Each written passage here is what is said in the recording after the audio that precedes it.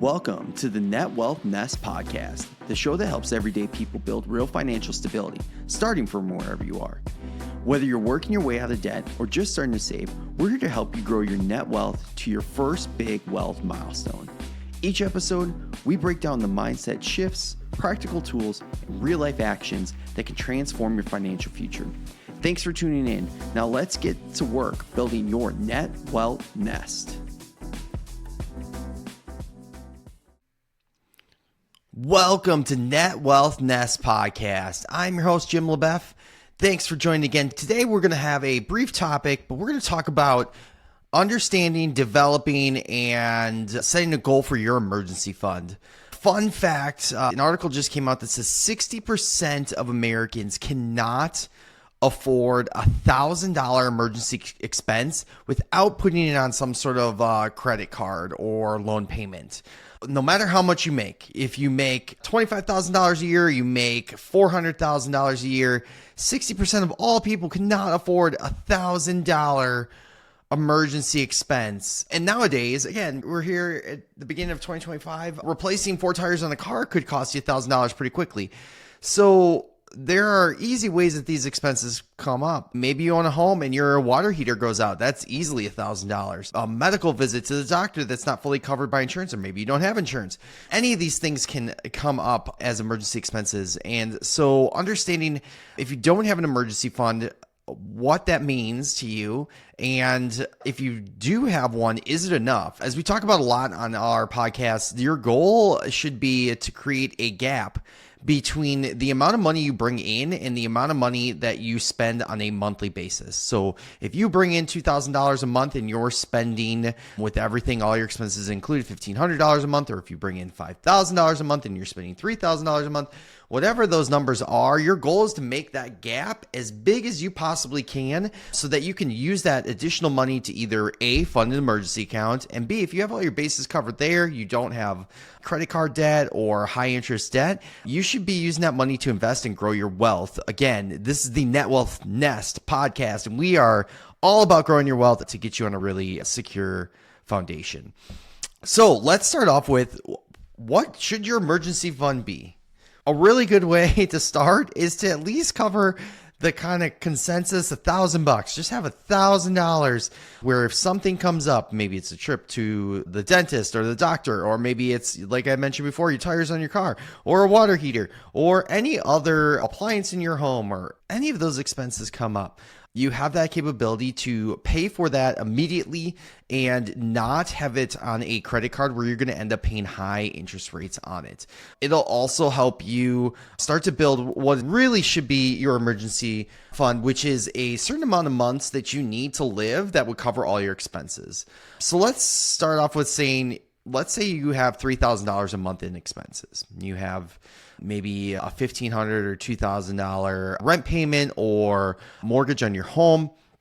You have your groceries, your gas, all those things. All your expenses total that up. And if you don't have a budget already, you should. So you should already know this. Whatever those expenses are. And then think about, if I lost my job tomorrow, how many months could I live without bringing in any more income that I would feel comfortable with? Many people choose somewhere between 3 months and 1 year, and it depends on how much they spend, how fast they think they could get another job again or get income coming back into their home, and what helps them sleep at night.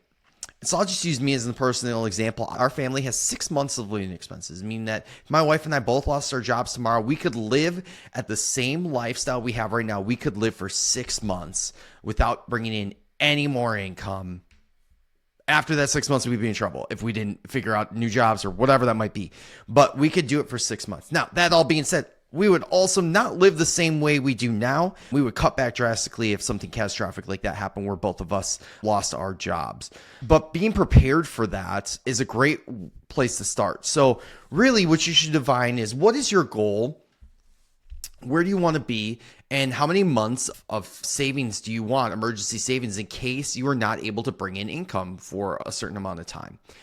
This also helps reduce stress on you and your family, knowing that you do have a cushion if something happens, and that'll help you sleep at night. And it'll also give you the option to make better decisions if something does happen like that, Or even if it's something where something breaks, you're not stuck with maybe trying to go without or find the cheapest solution. You can find a quality solution from that standpoint. Let's just take the car tires as an example. All of a sudden you need to replace all 4 tires on your car. Maybe winter's coming up or rainy season or whatever. You're taking in an oil change and the mechanic goes, hey, you've got to replace these. It's going to become unsafe either in the rain or the snow, or it's just not safe to drive these. They're going to pop. Here is a couple of options that we have or whatever. And if you don't have a lot of money or you're trying to not put it on a credit card, you might go with the absolute cheapest tires you could possibly get, which A, may not last as long, and B, they could not be as good for your car, meaning from a safety standpoint, as if you went with the quality tire that your car should have. Having that emergency fund helps you make an appropriate decision based on where you're at and not a hasty or knee-jerk reaction where you're trying to cut corners. Once you've identified what that emergency fund should be, you just need to start saving for it. And so let's just say your cost of living is $2,500 and you feel comfortable with having 3 months worth of savings. That means you got to save $7,500, and that can seem like a lot, but starting is the key here. Even if you're starting at zero, what can you save per paycheck?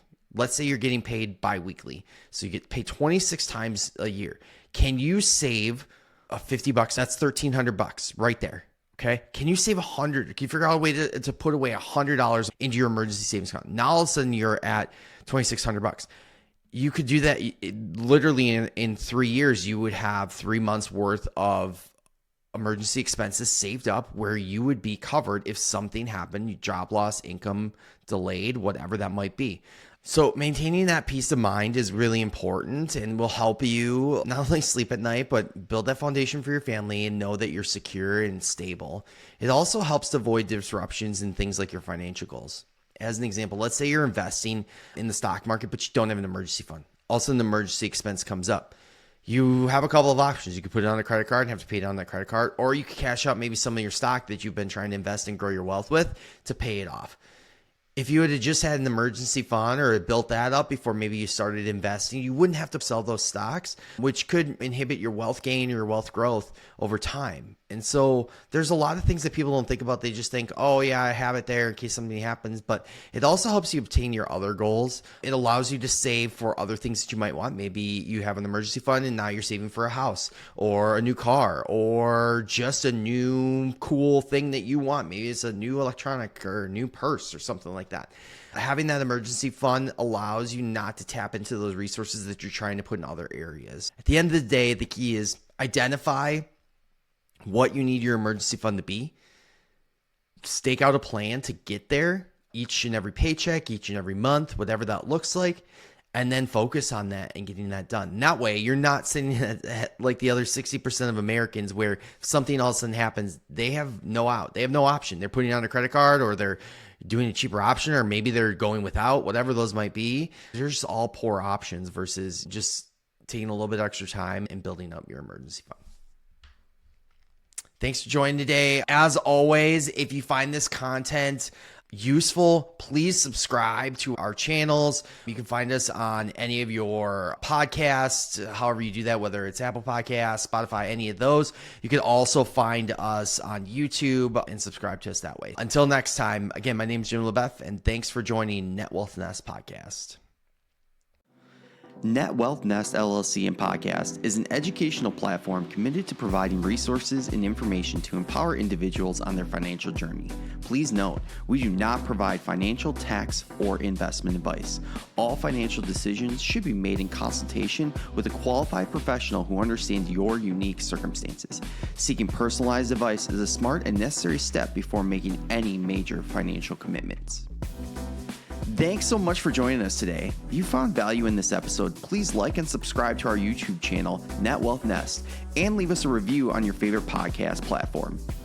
We read every comment, and they help us improve and guide what topics we dive into next. And hey, if something you heard today resonated with you, don't keep it to yourself. Share it with a friend, a family member, a coworker, your barber, your barista, even a stranger in line. You never know who might need this message. Remember, building net wealth is a journey, but you don't have to do it alone. Stick with us, and together, let's grow your net wealth nest.